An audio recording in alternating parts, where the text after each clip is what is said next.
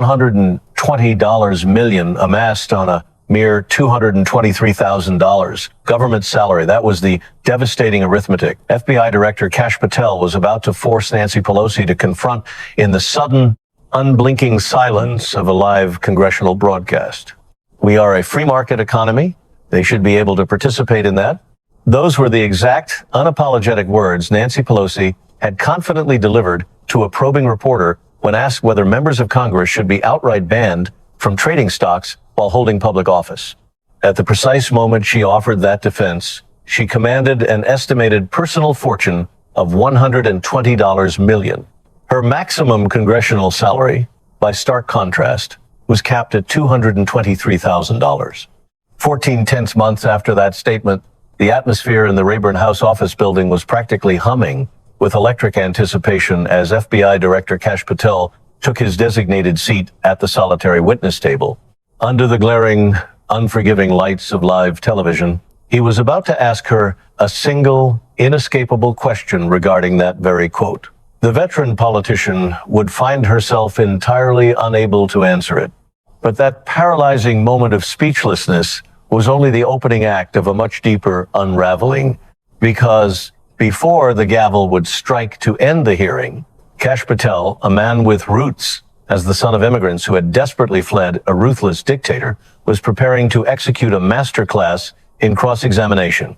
This former public defender, who had once scraped by on a meager $42,000 a year, exhaustingly defending accused murderers in the sweltering courtrooms of Miami, was about to achieve something no Republican strategist or rival had managed to pull off in 37 long years of political warfare. He was going to force Nancy Pelosi to sit in absolute, excruciating silence while he calmly, methodically, did math on live television.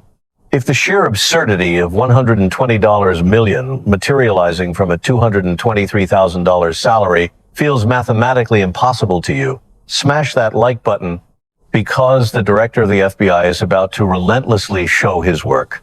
The truth was, Nancy Pelosi did not strictly need to be present in Rayburn Room 2141 on that particular morning. She was not currently a member of the House Judiciary Committee, having relinquished her seat on that specific panel nearly 2 decades prior, in 2003. However, when Ranking Member Jerry Nadler had dialed her number the night before, his voice low with political strategy, asking if she desired to commandeer a portion of the minority party's questioning time to aggressively address FBI Director Kash Patel directly on camera, broadcast across C-SPAN, with the hungry eyes of every political reporter in Washington fixed upon them. Nancy Pelosi had hissed her affirmative answer before Nadler could even finish his sentence. Her eyes had practically gleamed with anticipation. She had been waiting for a moment precisely like this. Kash Patel had occupied the turbulent role of FBI director for 16 highly controversial months. Throughout that tumultuous tenure, his sweeping actions had sent shockwaves through the Washington establishment. He had ruthlessly fired 14 senior agents, abruptly reassigned 23 others, and initiated a series of probes that enraged Democrats swiftly labeled as politically motivated investigations, specifically targeting sitting members of Congress. Adding fuel to the blazing fire of his reputation, he had authored a fantastical children's book in which President Donald Trump was gloriously depicted as a heroic monarch named King Donald, while Patel gleefully wrote himself into the narrative as a loyal wizard assisting the king in vanquishing shadowy villains, ominously dubbed the Deep State. His ascent to power had been anything but a mandate. He had been confirmed by a razor-thin, heart-stopping margin of just one single vote, 51-49, officially cementing it as the narrowest FBI director confirmation in the entire history of the United States. In Nancy Pelosi's deeply entrenched worldview, Kash Patel was not just a nuisance. She genuinely believed he was the single most dangerous man roaming the halls of Washington. She firmly believed, with every fiber of her political being, that he was systematically dismantling the revered FBI from the inside out. She saw him merely as Donald Trump's personal, unhinged enforcer masquerading behind the legitimate gleam of a federal badge, and she arrived that morning with the absolute unshakable intention to spit every single one of those accusations directly into his face, broadcast live to a captivated audience of 40 million Americans.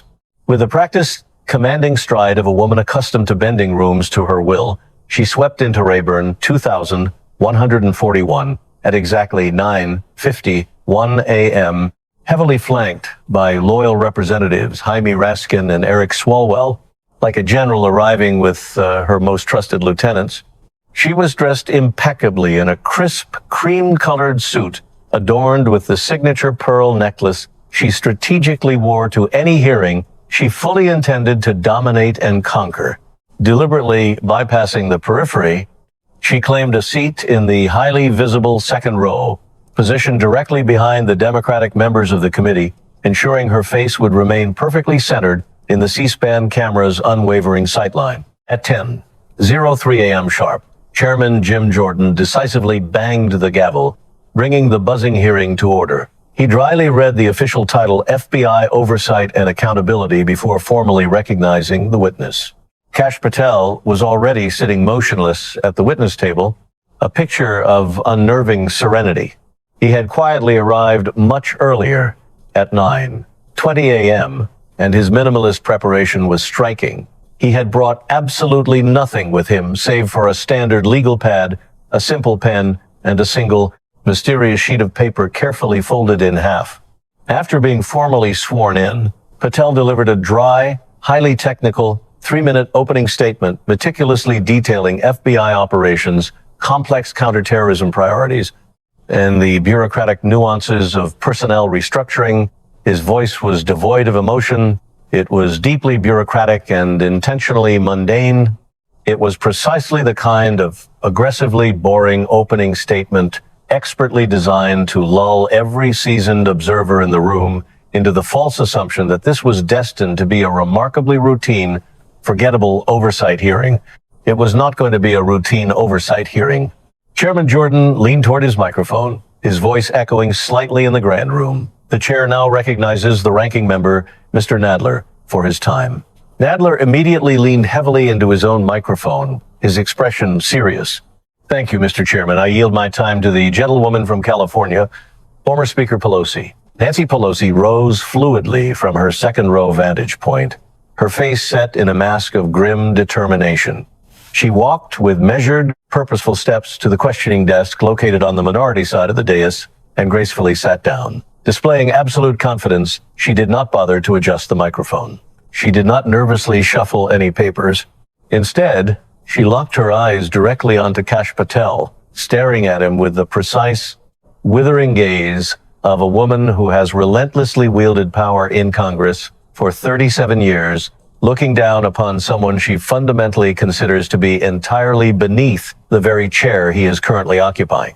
Director Patel, thank you for being here. Though I suspect you did not have a choice, she began, her tone dripping with thinly veiled contempt, deliberately refusing to wait even a fraction of a second for him to formulate a response. Let me tell the American people who is sitting at that witness table this morning, she declared, her voice rising to fill the chamber. Kash Patel was confirmed as FBI director by a margin of 1 vote. 1. The narrowest confirmation in the history of the Bureau. He has no significant law enforcement experience. He has never led a field office. He has never run a major criminal investigation. He has never managed an organization of more than a few dozen people. And now he oversees 35,000 employees. She paused, letting the weight of her disdain settle over the room, her eyes flashing. What he has done is write a children's book in which Donald Trump is depicted as a magical king, and Director Patel himself is depicted as a wizard who helps the king defeat his enemies. A ripple of tight, partisan tension washed over the room as she leaned forward, her words sharp as broken glass.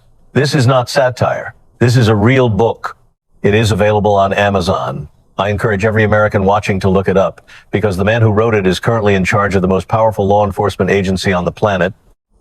She was just getting started. Director Patel, in 16 months you have fired or reassigned dozens of senior career agents. She accused, her voice trembling slightly with righteous indignation. You have launched investigations into members of Congress that even your own former colleagues at the Justice Department have called politically motivated. You have turned the FBI, the institution that took down the mafia, that stopped terrorist attacks, that protects this nation, into a weapon for one man, a convicted felon, a man who was impeached twice by this body, a man I impeached with evidence, with witnesses, with the Constitution of the United States behind me. Her final blow was delivered with devastating theatrical finality. You are not the director of the FBI, Mr. Patel. You are Donald Trump's personal attorney with a badge and a children's book, and the American people deserve better. Having unleashed her meticulously prepared fury, she sat back hard against her leather chair and sharply crossed her arms across her chest, her posture screaming victory.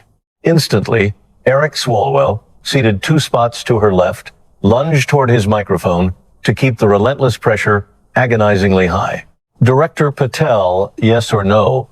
Have you received any directive from the White House regarding investigations into sitting members of Congress? Before a breath could be drawn, Jaime Raskin's voice cut through the air from the second row, his tone thick with outrage. Mr. Chairman, I want the record to reflect that the director's book, The Plot Against the King, literally depicts federal law enforcement as an arm of the presidency. That is, the man running the FBI. The entire Democratic side of the cavernous room was a unified, impenetrable wall of hostility. Pelosi had flawlessly landed every single rhetorical punch. Swalwell had instantly followed up with a jab.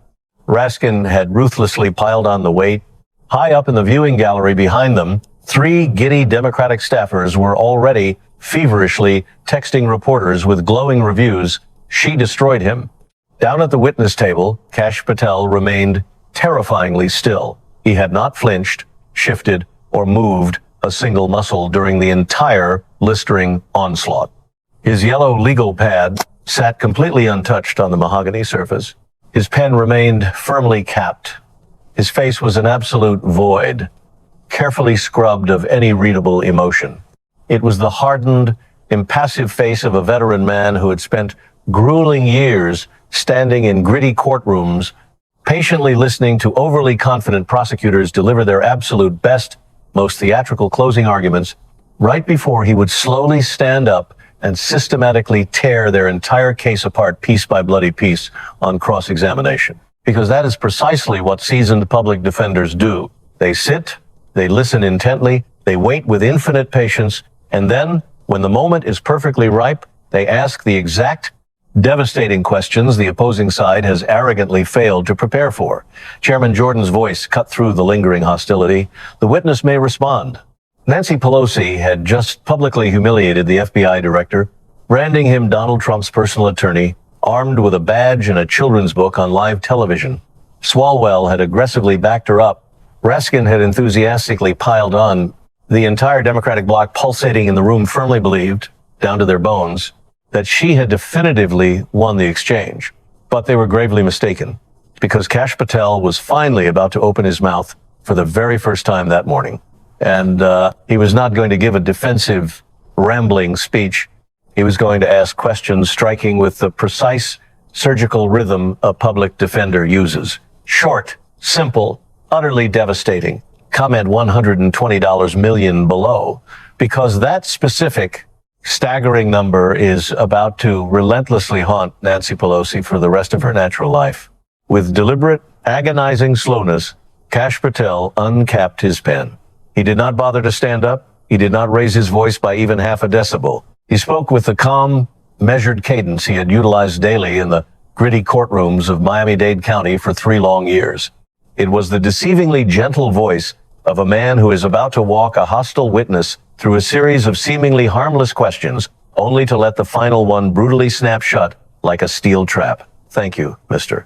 Chairman, and thank you, Madam Speaker, for that introduction. He began his tone almost conversational.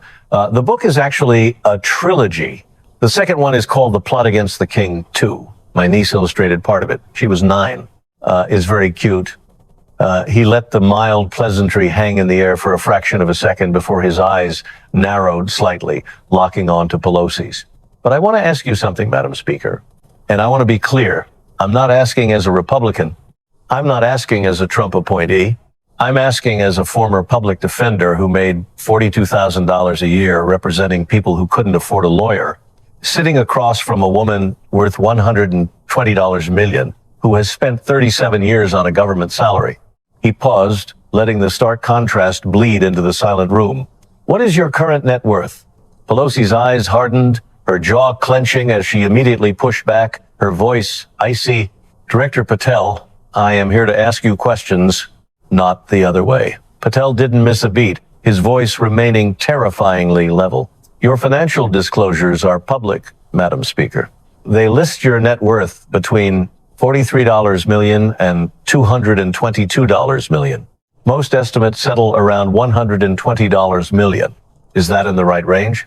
Pelosi defensively shifted her weight, attempting to deflect.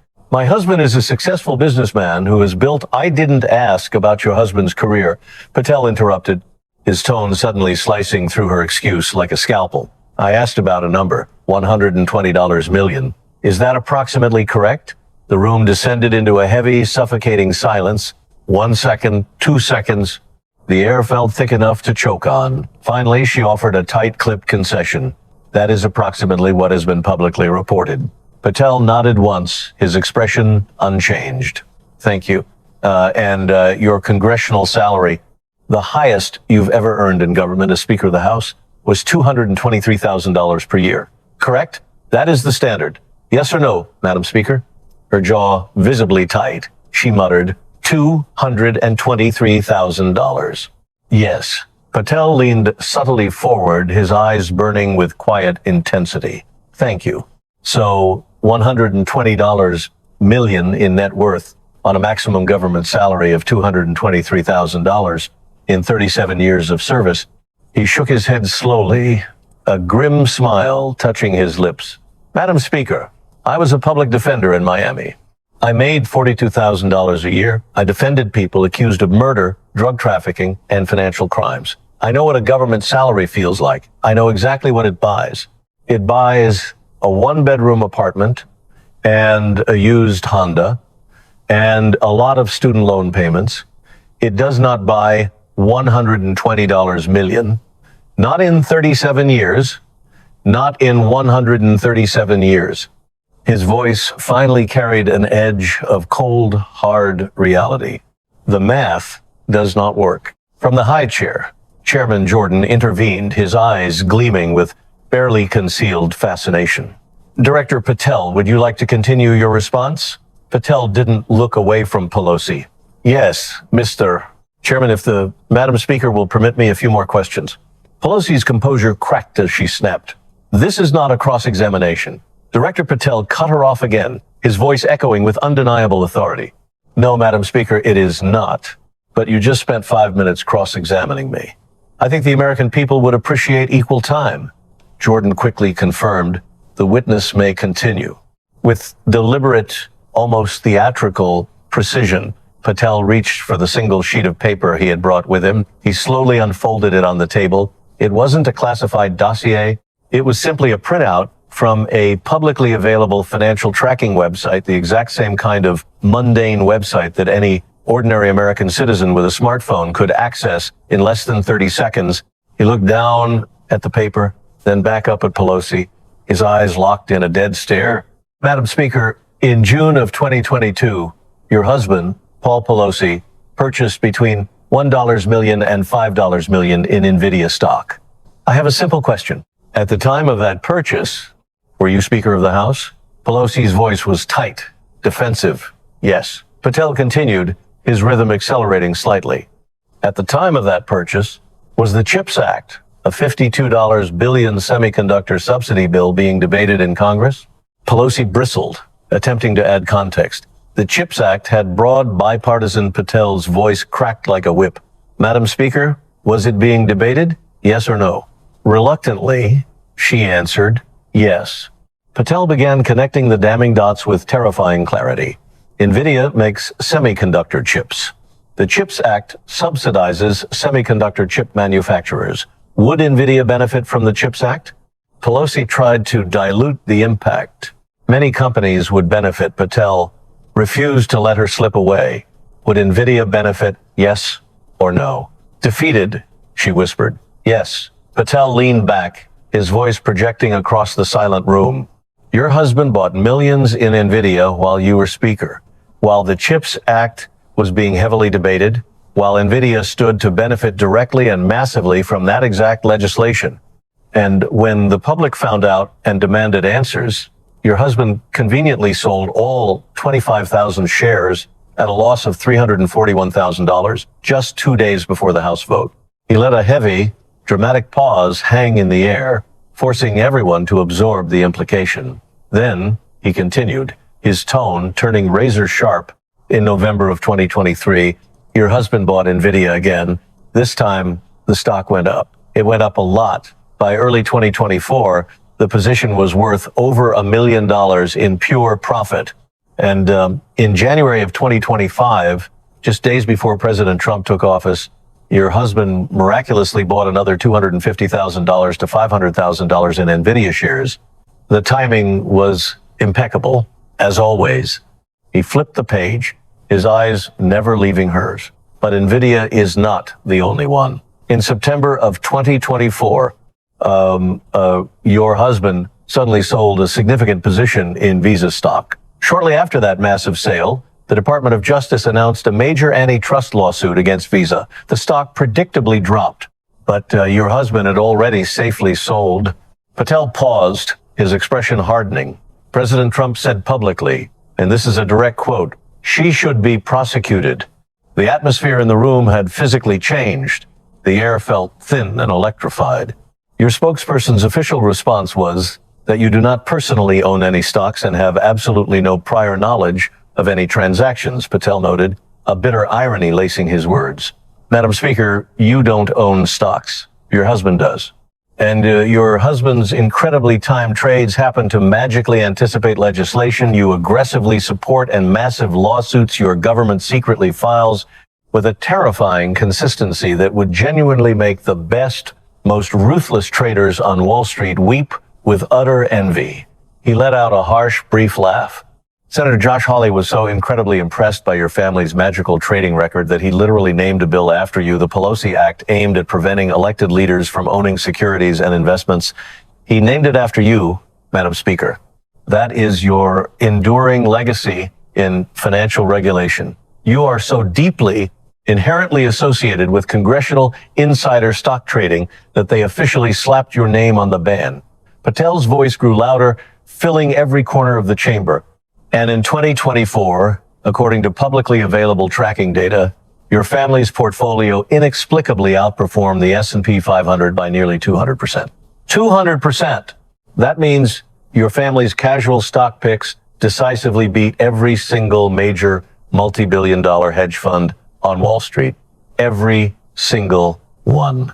He leaned intimately close to his microphone, his eyes dark. Madam Speaker, when a reporter recently asked you whether members of Congress should be banned from trading individual stocks, you said, and I have the exact quote right here, it's been proudly printed on T-shirts and coffee mugs across America. You said, we are a free market economy. They should be able to participate in that. His voice dropped to a disgusted whisper. A free market economy where a powerful congresswoman's husband miraculously buys a stock that her own legislation directly benefits and manages to beat every professional hedge fund in the country? Madam Speaker, that's not a free market. That's a rigged market. And absolutely everyone watching this hearing knows it. The room was entirely transformed now. The smug Democratic staffers who had been gleefully texting reporters just 5 minutes prior had abruptly stopped. Their phones hung limply in their hands.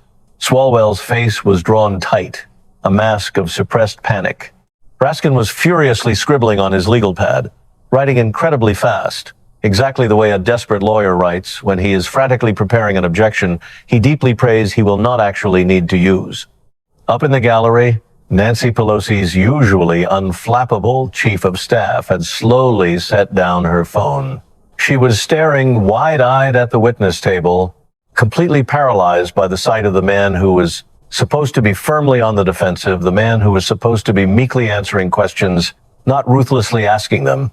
The man who had just effortlessly performed basic math on live television that every single American watching at home could instantly verify on their phone in under a minute. Kash Patel had just masterfully cross-examined the formidable Nancy Pelosi regarding her husband's highly suspicious stock trades with the exact devastating cadence a seasoned trial lawyer uses to systematically dismantle a hostile witness. Yes, yes, yes. Trap. Her husband bought millions in Nvidia while she was actively pushing the CHIPS Act. Her portfolio spectacularly beat every hedge fund on Wall Street, and she had the audacity to call it a fair, free market economy. Subscribe right now, because what Patel unleashes next is about January 6th, and it involves explosive footage Nancy Pelosi desperately spent $20 million trying to bury forever. Nancy Pelosi had not managed to survive 37 brutal years in the unforgiving swamp of Washington politics by folding under pressure. She had coldly stared down Newt Gingrich. She had brilliantly outmaneuvered George W. Bush. She had defiantly torn up Donald Trump's State of the Union speech on live television, smiling directly into the cameras while doing it. She was absolutely not going to sit there and be casually cross-examined by a man she arrogantly considered to be nothing more than a glorified, sycophantic political appointee armed with a law degree and a ridiculous children's book. She leaned aggressively forward, her eyes flashing with renewed, venomous fire.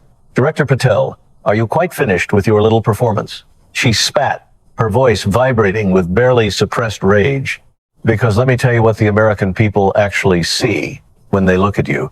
They see a small man who was hired to run the FBI and who, in 16 short months, has grotesquely turned it into a partisan political weapon. You have maliciously fired dedicated career agents who spent decades protecting this country. You have chillingly opened investigations into independent journalists. You have recklessly subpoenaed confidential congressional records. You have dutifully done absolutely everything Donald Trump asked you to do. And you have done it with the desperate, fawning enthusiasm of a man who knows his entire fragile career depends entirely on one single person's approval. She took a sharp breath, her chest heaving. You want to talk about my husband's stocks? Fine. Every single trade Paul Pelosi has ever made is disclosed publicly. Every single one. In strict compliance with the Stock Act, in total compliance with House ethics rules, the FEC has never brought a single action against me or my husband. Not one. Her voice rose to a triumphant crescendo. And you want to talk about net worth? Let me talk about yours. You founded the Kash Foundation while you were actively being vetted for FBI director. You aggressively sold books. You hawked merchandise. You appeared on podcasts and greedily charged massive speaking fees. You shamelessly monetized your proximity to Donald Trump the exact way every single person in his orbit monetizes it, by selling access and selling fear. So before you dare lecture a woman who has tirelessly served this country for 37 years about the free market director, maybe you should explain why a sitting FBI director is running a shady nonprofit that raises millions of dollars from the exact same radical political base that elected the man he currently reports to. She slammed her hand onto the desk, leaning so far forward she was almost standing. I have been in this Congress longer than you have been alive. I passed the Affordable Care Act. I passed Dodd-Frank. I impeached a corrupt president twice, with hard evidence, with the Constitution of the United States firmly in my hand. And I did it all while unhinged people like you called me every vile name in the book, viciously threatened my family, violently broke into my home, and brutally attacked my husband with a hammer. Do not dare lecture me about integrity, Director Patel. You do not have the standing. The Democratic side of the room absolutely erupted. It was an instantaneous, explosive standing ovation from the minority members. Swalwell leapt to his feet, his face red with exertion. Raskin was nodding frantically, a look of profound relief washing over his features. Even Nadler was slowly, rhythmically clapping from the imposing ranking chair. High up in the gallery, 3 eager reporters were already furiously typing the headline, "Pelosi eviscerates Patel," into their glowing phones. For 45 deafening seconds, it genuinely felt as though Nancy Pelosi had snatched a glorious, Overwhelming victory from the jaws of defeat. But Kash Patel simply sat there. He waited. He calmly let the thunderous applause peak. He let it ring off the high ceilings. He let the hungry cameras perfectly capture the desperate standing ovation, the overly bright smiling faces, and the enthusiastic fist pumps radiating from the relieved Democratic staffers. Then, slowly, the applause inevitably faded, and the vast room descended back into an uneasy, profound quiet. Only then did Patel lean back toward his microphone, his voice unnervingly serene. "Madam Speaker, thank you. That was impressive, truly. 37 years of experience, and you can still flawlessly deliver a 5-minute speech that makes exactly half the room stand up and cheer. I genuinely mean that." He paused, his dark eyes locking onto hers with terrifying precision. "But you made a mistake. A small one. You might not have noticed it in the heat of the moment. The millions of people watching at home might not have noticed it either. But I noticed it, because I'm a lawyer, and lawyers are trained to notice things." He ticked the points off on his fingers. "You passionately said every trade Paul Pelosi has ever made is disclosed publicly. That's true. You confidently said they comply with the Stock Act. That's true. You declared the FEC has never brought an action against you. That is also completely true." His voice dropped to a deadly quiet register. "But you didn't say the trades were clean. You simply said they were disclosed. Those are two very, very different things, Madam Speaker. A bank robber who meticulously files a tax return on the money he stole has technically also disclosed his income. Disclosure is not innocence. It is just paperwork." Patel didn't let her breathe. He seamlessly pivoted, his tone sharpening. "And I want to address one more thing. You said I was hired by Donald Trump. That's true. He officially nominated me. He is the president. That is functionally how FBI directors are appointed. But you conveniently left out one rather massive detail." He leaned forward, his eyes burning into her soul. "The very first person in the United States government who hired me, who carefully looked at my resume and my law degree and my gritty record as a public defender and explicitly said, 'I want this man working for the American people,' was Barack Obama. He let the name detonate in the silent room. 2014. The Obama Department of Justice National Security Division. I was hired specifically to prosecute dangerous terrorists, Al-Qaeda, ISIS. I put radical people in maximum security prison who desperately wanted to kill innocent Americans. Under Obama, not Trump, Obama." His voice swelled with raw, undeniable conviction. "Before that, I was a public defender in the trenches of Miami-Dade County. I represented broken people who could not afford a lawyer, people the entire system had already comfortably decided were guilty. I stood as the only barrier between them and the crushing weight of the government. I made $42,000 a year doing it. That is my actual career, Madam Speaker.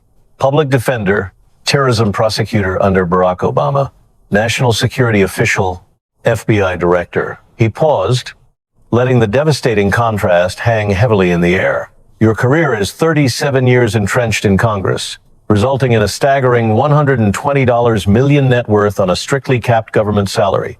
He shook his head slowly. "You furiously said I don't have the standing to question your immense integrity. Maybe not, but I absolutely have the standing to do basic math. And the cold, hard math says $120 million does not organically come from $223,000 a year. Not in 37 years, not in 100 years, not ever." He leaned into the mic for the kill shot. "So let me ask you one more time. Where did the money come from?" The room was completely quiet now, but it was a different kind of quiet. It wasn't the charged, electric silence of a partisan crowd eagerly waiting to cheer a punchline. It was the heavy, flat, suffocating silence of a room entirely full of people who have just clearly heard a devastating question they know they can never, ever unhear. Patel did not wait for her to formulate an answer. He already knew she would never give one. He had been a ruthless trial lawyer long enough to intimately understand that the single most powerful, gut-wrenching moment in any cross-examination is rarely the actual answer. It is the agonizing, gaping pause where the answer is desperately supposed to be. Having established the silence, he immediately moved on. And what he moved to was somehow even worse. Madam Speaker, you brought up January 6th. You proudly said you impeached President Trump over it twice. You said you were right. You certainly did. And I want to deeply talk about that tragic day, but not about the president, about you. He pulled another invisible thread tight. In June of 2024, the House Administration Subcommittee quietly obtained documentary footage intimately filmed by your own daughter, Alexandra Pelosi, on January 6, 2021. The raw footage was eventually produced to the subcommittee by HBO. It had been sitting quietly in the exclusive possession of your January 6 Select Committee for over 2 full years. The committee deliberately did not release it publicly. They conveniently did not archive it when the Congress officially ended. When Republicans finally took the majority, the footage was suspiciously not handed over. The subcommittee had to aggressively go directly to HBO to legally obtain it. Patel's eyes were completely devoid of mercy. In that specific footage, which is now finally publicly available on the House Administration Committee's official website, you were actively being evacuated from the Capitol. And you said clearly on camera to the panicked people rushing around you, "I take responsibility for not having," and then your audio was abruptly cut off. He let the words sink in. You were explicitly taking responsibility, Madam Speaker, on camera for the catastrophic security failures at the Capitol on January 6th, because as Speaker of the House, you held ultimate authority over the Capitol Police. The physical security of the building was, in significant part, your direct responsibility, and you openly admitted it on camera to your own flesh and blood. His voice grew sharp, accusing. And then, after the flashing cameras were turned off, after the literal dust had settled, after the traumatized country tried to move on, you officially authorized $20 million in taxpayer funds to create the January 6th Select Committee. That highly partisan committee spent 2 exhaustive years meticulously building a tailored case that placed the blame for that dark day entirely and exclusively on Donald Trump. That committee conspicuously did not release the damning footage of you explicitly taking responsibility. That committee conveniently did not include your glaring admission anywhere in their final massive report. He leaned back, shaking his head in disgust. You took explicit responsibility on camera, Madam Speaker. Then you quietly spent 20 million taxpayer dollars meticulously making sure the American public never, ever saw that tape. Pelosi frantically lunged toward her mic, her voice shrill with panic. That footage is taken completely out of context. Director Patel talked right over her, his voice booming. The raw footage is sitting on the House Administration Committee website right now. Any American citizen can go watch it this very second. They can pause it, they can rewind it, they can listen carefully to your exact, unfiltered words and decide completely for themselves what you meant. He hammered the point home. Pelosi said, "I take responsibility," on January 6th, on camera, filmed by her own daughter. The J6 committee possessed the tape for 2 full years and never released it. 20 million taxpayer dollars spent to meticulously build a predetermined narrative, and they deliberately hid the one piece of footage that directly contradicted it. Share this explosive video right now. Send it to that one person in your life who still blindly thinks January 6th was investigated with total fairness, because the next frantic 60 seconds are about a salon, a wrecked Porsche, and a DUI in Napa Valley. Patel shifted his weight, his entire demeanor changing. His voice accelerated, growing clipped and rapid, the undeniable, relentless rhythm of a master lawyer aggressively entering the final, bloody phase of a cross-examination where every single sentence acts as a sharp nail and every tiny pause is a heavy hammer. Madam Speaker, August 2020, San Francisco indoor hair salons are strictly closed by absolute city health order. Yet, you were blatantly filmed inside a salon getting your hair professionally done, no mask. The salon owner, Erica Kies, bravely released the security camera footage. You were comfortably indoors in a city where indoor salons were deemed highly illegal under the draconian orders you aggressively supported. When confronted by the media, you shamelessly said, and I am quoting directly, it was a setup.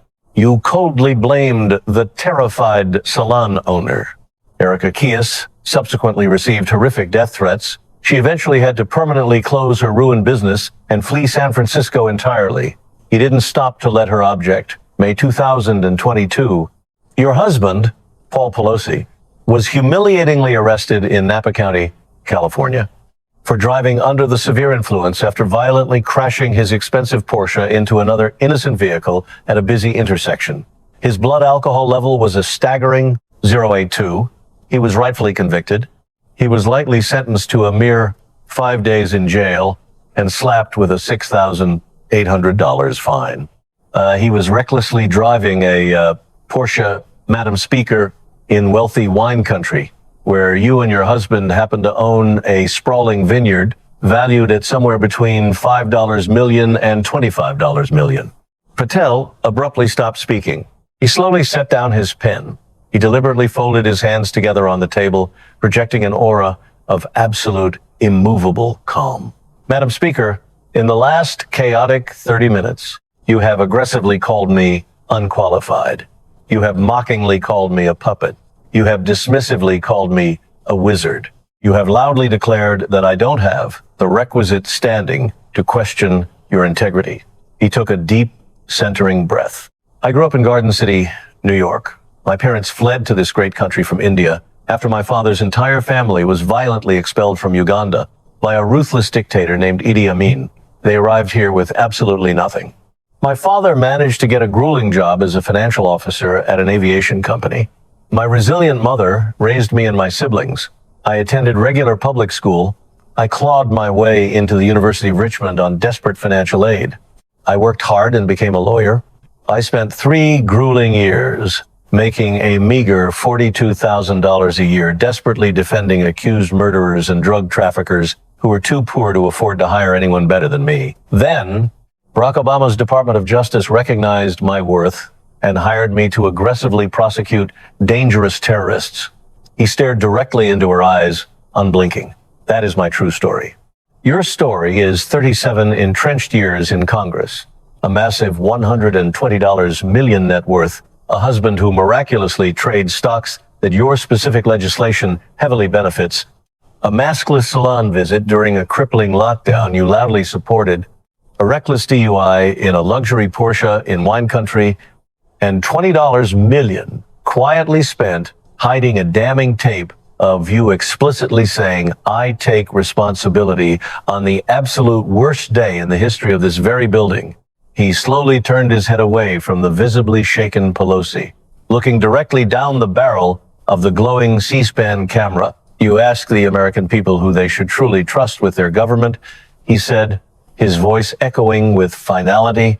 I'll let them decide. Nancy Pelosi refused to go down quietly, summoning the defiance of a 7-year political survivor who had outlasted Gingrich, Bush, and Trump. She delivered her final aggressive counterattack. She proudly recounted guiding Congress through impeachments, a pandemic, and an insurrection, all while enduring daily death threats and a brutal home invasion.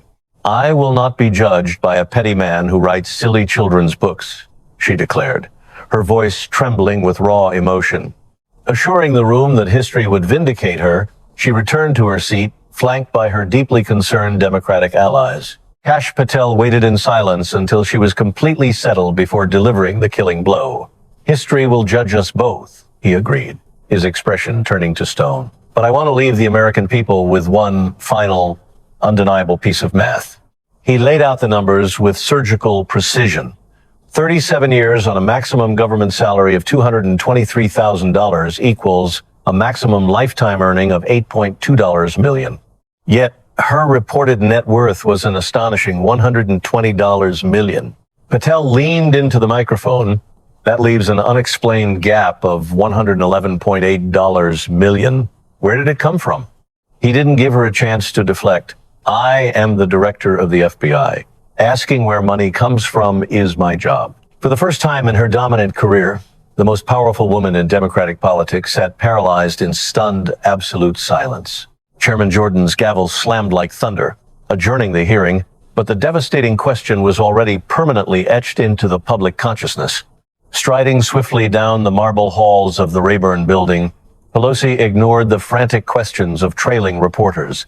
Her calculated clicking pace was that of a seasoned veteran who knew exactly how to flee without looking like she was running. That terrible man is a disgrace, she hissed through gritted teeth, entirely dodging the massive $111.8 million elephant in the room. 2 floors above, Chairman Jim Jordan looked out his window with a quiet, knowing smile. When his staff asked for the strategy for his upcoming Fox News appearance, he kept it brutal and simple: the math. He wanted the $111.8 million gap plastered across a massive red graphic. When told that Democrats were furiously releasing statements attacking the hearing as a partisan stunt, Jordan's smile deepened. Good. When they attack the process, it means they can't attack the facts. It was the ultimate political checkmate, because no amount of spin can undo basic arithmetic. Miles away in the quiet armor of his FBI motorcade, Kash Patel's phone vibrated violently with a chaotic mix of elite praise and vicious threats. He ignored them all, choosing instead to call his mother. "I watched every minute," she told him, her voice trembling with pride. She reminded him of his father, who had fled a Ugandan dictator with absolutely nothing, and of Kash's own grueling days as a $42,000 a year public defender. When Kash admitted Pelosi would inevitably retaliate, his mother's response was fierce. "Let her try. You're the FBI director. She's just a politician with a stock portfolio." Staring out at the fading Capitol dome, Patel finally exhaled. He was the first man in 37 years to demand an answer to a $111.8 million question. Meanwhile, inside a Blacktown car speeding toward Reagan National Airport, Nancy Pelosi was furiously barking orders. 4 sentences. No more, she instructed her chief of staff, commanding a vague press release that explicitly banned any mention of Patel's damning math. Numbers live forever. Statements die, she calculated coldly. Pelosi had survived Gingrich, Bush, and Trump by flawlessly mastering political spin, but an icy dread pooled in her stomach. She knew how Washington truly worked. Partisan outrage fades, but simple arithmetic sticks. And Patel's brutal equation was simple enough for any American to solve on a diner napkin. Within 48 hours, the internet detonated. Patel's icy sign-off amassed a staggering 93 million views, dominating late-night television and forcing the Pelosi Act, a bill aimed at banning congressional stock trading, to explosively gain 11 new co-sponsors overnight. While Pelosi's hollow press release was instantly forgotten, the math was not. Just 6 weeks later, Paul Pelosi quietly divested from 7 highly lucrative stock positions under the convenient guise of routine rebalancing. In the calculating heart of Washington, D.C., absolute silence is often the loudest confession. Every shocking fact, suspiciously timed stock trade, and public record mentioned here is entirely verifiable through congressional disclosures and FEC filings. If you believe the American taxpayer deserves better than a rigged system, hit the like button and comment $120 million below to ensure that specific number follows them forever. Subscribe and turn on your notifications right now, because next week we are taking you inside another explosive Washington hearing that will shake the establishment to its core. The gavel may have struck, but the true reckoning is only just beginning.